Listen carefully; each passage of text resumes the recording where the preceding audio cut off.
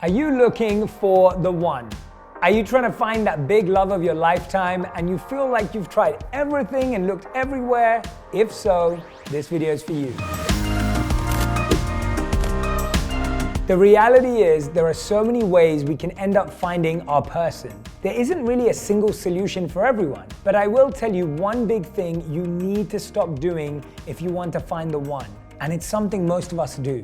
And I'll tell you 2 things to do instead. According to the US Census, 1 in 4 millennials speaks a language other than English at home. In California, it's 1 in 2. Regardless of what language they use at home, there's one word that millennials worldwide are speaking less than ever: marriage. According to the census, about 3 out of every 10 American millennials have ever been married. According to data from the Pew Research Center, younger adults are getting married at the rates 11 to 20% lower than the baby boomers and the silent generation. Look all around and there's no shortage of opinions as to why. Some say millennials are too broke to get married. Too expensive. Others say they're too busy building their careers or pursuing higher education. I have more important things to do. Then there's the idea that millennials just don't believe in marriage, that it's a broken system whose time has passed. I don't believe in that sort of thing personally.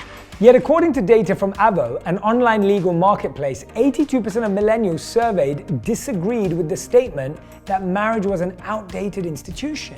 And a study conducted by AccuView brand contact lenses found that 52% of respondents strongly agreed that marriage is important to them. Others say it's long-term commitment that matters to them, whether or not it involves marriage. I know from all of the messages and questions I get from you and from talking with my own single friends that most of us do put a committed relationship as one of our top priorities. And the reason so many of us haven't found the one is, well, we don't really know. That's a question I get so often. Jay, what am I doing wrong? What do I need to do to find the big love of my life? And that's what we're talking about today. When it comes to dating and relationships, there's no shortage of advice, and a lot of it is conflicting. Should you be scientific and data-driven or dreamy? Do you need to take an approach that's organized or organic? The answer is both. I'll explain in a minute, but first, let's talk about the one thing that most of us get flat out wrong when it comes to finding the one. Here's what it is. We create an ideal picture of the perfect person. You're probably like, Jay, what? Isn't that exactly what we're supposed to do? Otherwise, isn't it like trying to find a town you've never been to before without using a map? Not so, says relationship expert Marla Madrone. Marla talks about that the biggest mistake we make in trying to find our ideal partner is that we look for our ideal partner. She explains that we create this detailed picture of who we want to be with. Then when we meet people, we fill in the gaps in what we know about them with our own projections, whether those are positive or negative. The problem, Marla says, is we're not really seeing and learning who the other person is. We're creating a perception of them based on a blend of our own prior experiences along with our needs and expectations. And they're doing this with us too. Rarely do we actually see each other for who we are, so we reject or embrace each other based mostly on inaccurate perceptions. So we're either alone and we're not sure why, or we're in a couples therapy trying to figure out who we are and re-engineer our relationships.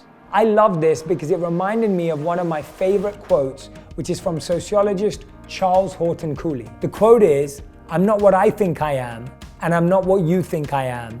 I am what I think you think I am." As I write in my book, Think Like a Monk, our identities are wrapped up in what we think others think of us. So, what do you think? A common problem in many of our relationships is that we're method acting. We're relating to one another from these false places or these roles, not purposefully, but because we don't really know ourselves. Marla says that the way we stop doing this is know yourself. She says that cultivating self-awareness is the most powerful thing we can do to strengthen all of our relationships. It helps us build healthy boundaries, nurture open and honest communication, end toxic relationships, and yes, find the one. I really understand the value of self-awareness. When I trained as a monk, it was like a 3-year intensive on learning who you are. Self-awareness is so critical to everything we do, from creating fulfilling relationships and careers and families to just being happy and experiencing joy, meaning, and purpose on our own. I first met my wife Radhi before I ever became a monk. She was great. but I just wasn't in that place, and she wasn't in that place. And so while we enjoyed each other's company, there was no romantic connection. After I left the ashram and spent more time with Radhi, who'd become one of my sister's closest friends, I got to experience a different, broader version of her because my lens had changed. I was so much more self-aware, and I knew what was important to me, and also what wasn't important to me.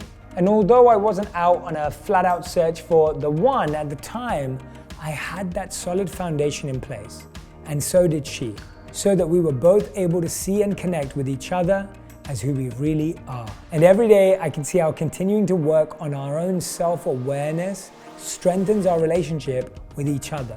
Now that doesn't mean things are always perfect and easy, but that's one of the beautiful things about loving relationships. Ideally, we're with someone who we can continue to grow with and who we still learn new things about all the time. Psychotherapist and relationship expert Esther Perel says that novelty and newness is a key element to lifelong attraction. So when it comes to finding the one, how do we do it? Here are 2 steps. First, begin with you. Build that self-awareness. There are so many ways to do this, but here is a simple way to start. Figure out your love language. Some of you know Gary Chapman's 5 love languages. Remind me again what that is? The 5 love languages are words of affirmation, acts of service, giving gifts, physical touch, or quality time.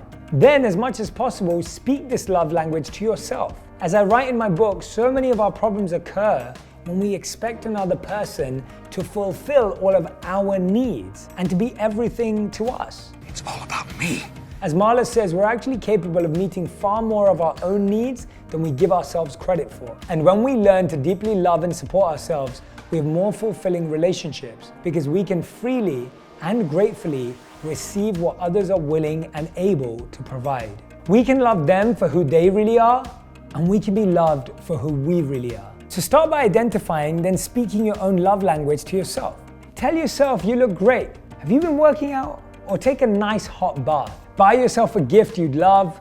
I'm gonna buy a house. Or schedule some quality solitude time to be in relationship with yourself. Hey, it's fine to have a list of what's important to you and what you're looking for. And in fact, that is a good thing when it comes to deep core values or goals, such as whether you want kids, whether the other person treats you with respect and is genuinely interested in learning who you are, and whether you truly enjoy spending time with them. Remember those statistics I gave earlier about how millennials aren't getting married? Well, that's only part of the picture. As anthropologist Helen Fisher says, the majority of younger people today are practicing what she calls slow love. They're not just getting married. They're waiting to get married so they can be more sure of their choice. Today, Fisher says 86% of Americans will marry by age 49.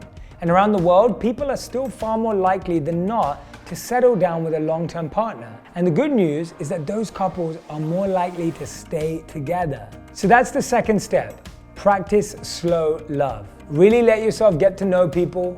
We struggle with ambiguity. Is this person the one or are they not? And am I running out of time?